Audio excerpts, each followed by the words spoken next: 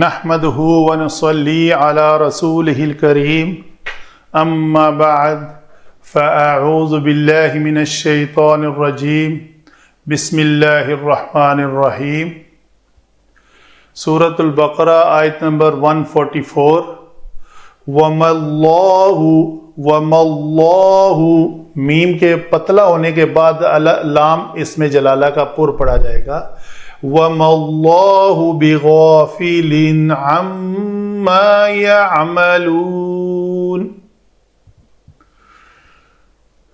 علم صرف میں پہلا ہی کلمہ واو ہے، واو استئنافیہ ہے، ما لا و ما مشابہ بلیسا ہے، ٹھیک ہے جی۔ یہ اللہ اسم جلالہ بغافلن میں با علماء لکھتے ہیں با زائدہ ہے، غافلن غائن فا لام مادہ سے یہ غافلہ یغفلو سے آتا ہے اور یہ فاعل کے وزن پر غافل۔ ما جو ہے یہ دو کلمات کا مرکب ہے، ان اور ما کا، ٹھیک ہے۔ ان حرف جارہ کے بعد اگر ما استفہامیہ ہوتا تو اس کا الف گر جاتا، یہ الف گرا ہوا نہیں ہے، اس کا مطلب یہ استفہامیہ نہیں ہے، یہ ما یا تو موصولہ ہے اور یا مصدریہ ہے یا موصوفہ ہے، یہ تینوں رائے ہے علماء کی۔ تو یعملون یہ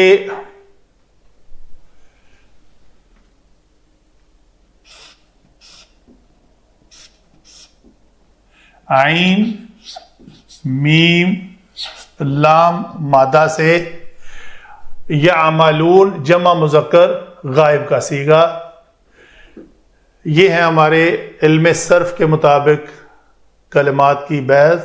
آگے چلتے ہیں، علم نحو بڑی آسان ہے یہاں پہ۔ علم نحو میں کیا ہے جی، ما ہمیشہ ہے کہ ما و لا مشابہ بلیسا کا ایک اسم ہوتا ہے، ایک اس کی خبر ہوتی ہے۔ اسم ہمیشہ مرفوع ہوتا ہے کانا کی طرح اور خبر ہمیشہ منصوب ہوتی ہے، ٹھیک ہے جی۔ لائے نفی جنس جو ہے وہ انا کی طرح عمل کرتا ہے، اس کا اسم بھی لائے نفی جنس کا بھی اسم منصوب ہوتا ہے اور انا کا بھی اسم منصوب ہوتا ہے، دونوں آپس میں 2 پیئرز ہیں ٹوٹل 4 میں سے۔ انا کی شکل کا لائے نفی جنس ہے اور لا و ما مشابہ بلیسا جو ہے وہ کانا کی طرح عمل کرتا ہے۔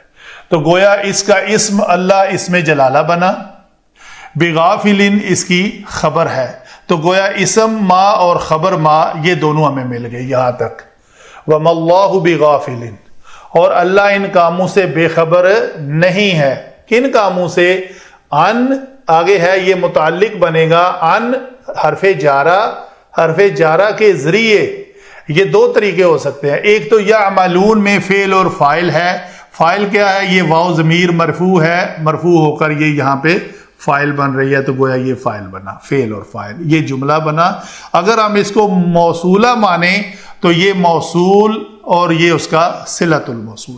علماء لکھتے ہیں ہر صلۃ الموصول کے اندر ایک ضمیر ہونی چاہیے جو اس موصول کی طرف راجع ہو، تو یہ یعملونہ، اس کام کو جس کام کو وہ کرتے ہیں اس سے اللہ غافل نہیں ہے۔